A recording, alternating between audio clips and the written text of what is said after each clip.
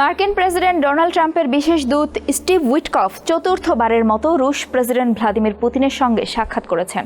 25 April মস্কোতে 3 ঘণ্টাব্যাপী বৈঠকে তারা Ukraine যুদ্ধের ইতি টানতে বিভিন্ন বিষয় নিয়ে আলাপ করেন। কিন্তু উইটকফ পুতিন বৈঠকের ঠিক আগ মুহূর্তে রাজধানীর কাছেই একটি গাড়ি বিস্ফোরণে রুশ সশস্ত্র বাহিনীর main operations directorate of general স্টাফের উপপ্রধান প্রাণ হারান।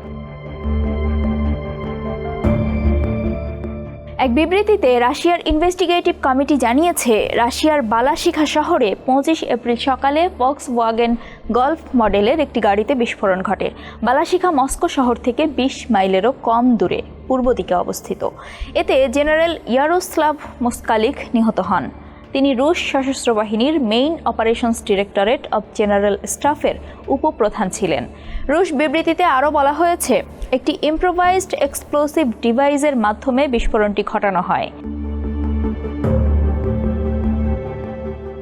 ইনভেস্টিগেটিভ কমিটি জানিয়েছে, বালাশিখায় বিস্ফোরণের ঘটনায় ফৌজদারি তদন্ত শুরু হয়েছে। তারা আরও জানায়, ফরেনসিক বিশেষজ্ঞ ও আইন প্রয়োগকারী সংস্থার কর্মকর্তাদের সমন্বয়ে গঠিত একটি তদন্তকারী দল ইতিমধ্যেই ঘটনাস্থল পরিদর্শন শুরু করেছে।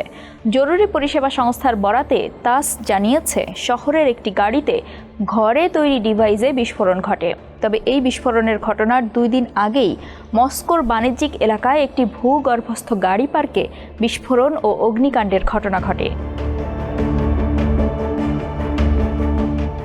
এমন এক সময়ে এই বিস্ফোরণের খবর পাওয়া গেল যখন মার্কিন প্রেসিডেন্ট ডোনাল্ড ট্রাম্পের বিশেষ দূত স্টিভ উইটকফ রুশ প্রেসিডেন্ট ভ্লাদিমির পুতিনের সঙ্গে সাক্ষাৎ করতে মস্কোয় অবস্থান করছেন।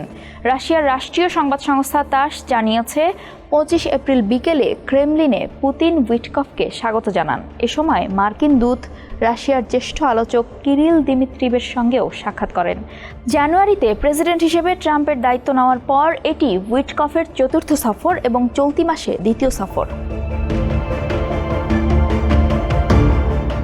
বৈঠকের পর ক্রেমলিন জানায়, 2 পক্ষের অবস্থান এখন আরও কাছাকাছি পৌঁছেছে। বৈঠকে উপস্থিত ক্রেমলিনের পররাষ্ট্রনীতি বিষয়ক সহকারী ইউরি উশাকভ বৈঠকটিকে গঠনমূলক ও কার্যকরী বলে বর্ণনা করেন। তিনি সাংবাদিকদের বলেন, এই আলোচনা কেবল ইউক্রেন ইস্যুই নয়, আরও কিছু আন্তর্জাতিক ইস্যুতে রাশিয়া ও যুক্তরাষ্ট্রকে আরও কাছাকাছি অবস্থানে আসার সুযোগ তৈরি করেছে। মূলত বৈঠকে ইউক্রেন ইস্যুতে আবারও রুশ ফেডারেশন ও ইউক্রেনের প্রতিনিধিদের মধ্যে সরাসরি আলোচনা শুরুর সম্ভাবনা নিয়ে তারা কথা বলেছেন। তবে উইটকফ বৈঠকের বিষয়ে তাৎক্ষণিকভাবে কোনো মন্তব্য করেননি।